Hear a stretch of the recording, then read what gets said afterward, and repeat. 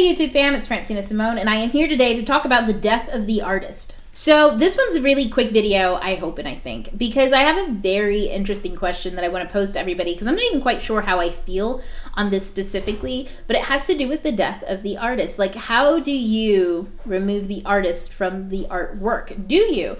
Do you think that it's solely possible? Do you think that it's only possible to an extent? Do you still buy work from someone that you think is an absolutely horrid fucking human being, but you like their work?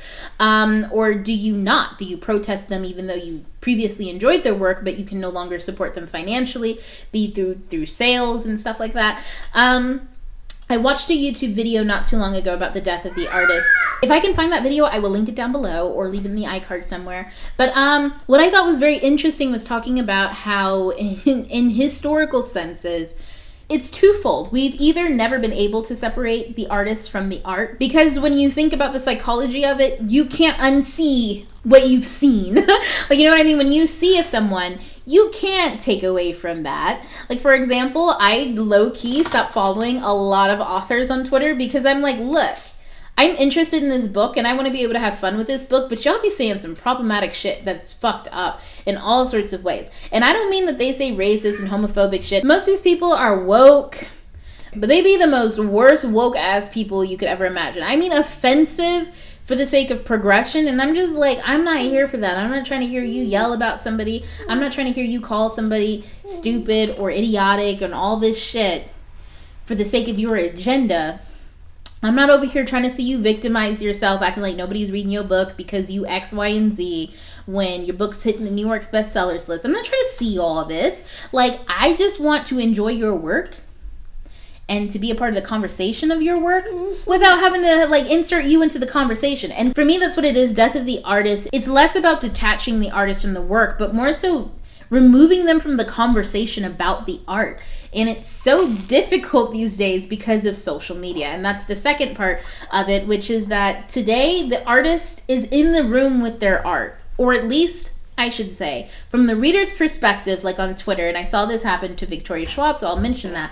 But because the author is online, and the reader is online, and the reader is talking about their work online, technically they're all in the same room. And when I mentioned Victoria Schwab, I was following her on Instagram, and she posted a picture of one of her authors from Darker Shade of Magic, and in her comments, someone said, "Oh my god, I actually hate this character." And it was weird because the post was about how this character and what this character meant to Victoria Schwab and why she really liked her, and how Layla Bard should have been non-binary, and if she had wrote it in 2019, she would have made her non-binary, but, you know, henceforth it was back then and it's not now, and et cetera, I guess, whatever. So the person is like, well, actually, I hate Layla Bard, and, you know, for whatever reasons. And she's like, I left a whole Goodreads review about it. And Victoria Schwab's like, okay, but I don't read Goodreads, and thank you, goodbye.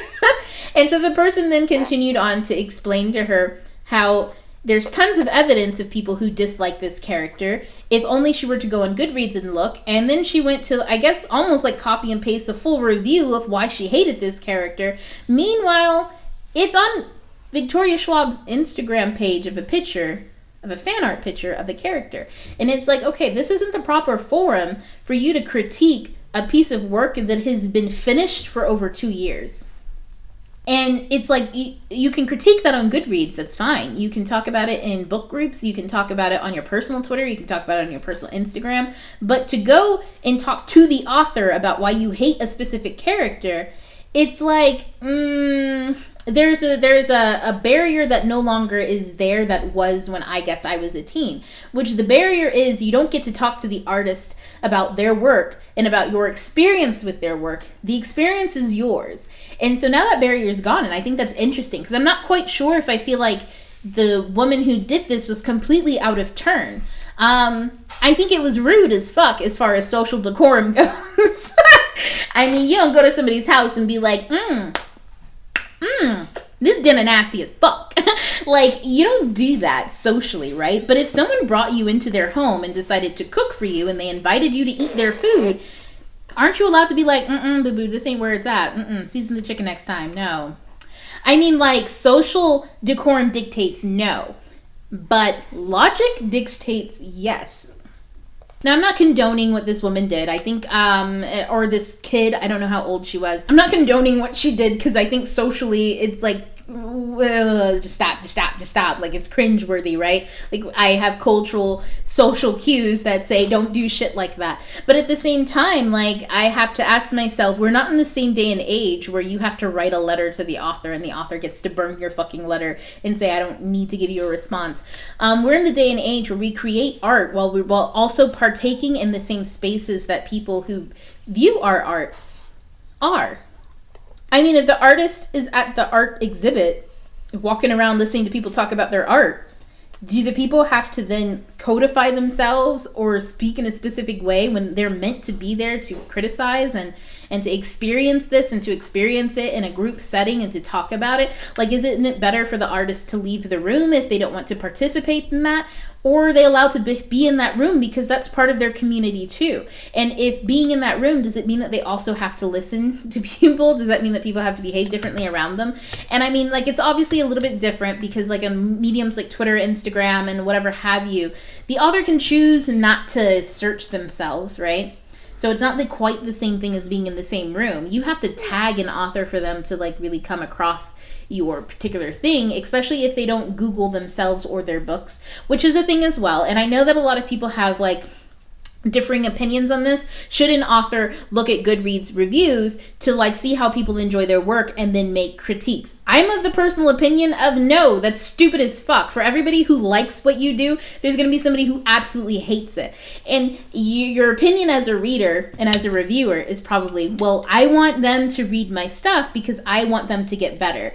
And what I'm going to say to you is, if there's somebody who already loves their book, or you who's a critical reader and thinks that they could grow if only they did these X, Y, and Z things, the next time that they sell their second book, they're not going to try to sell it to you. They're going to try to sell it to the person who loved the first one, who didn't have problems with the first one. And that's just smart business.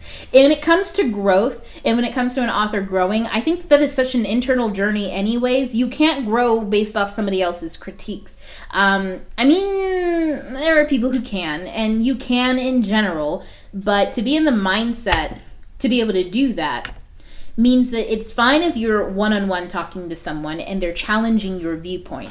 But going on Goodreads as an author isn't a one-on-one thing. It's a one on how many ever hundreds, if not thousands, if not hundreds of thousands reviews.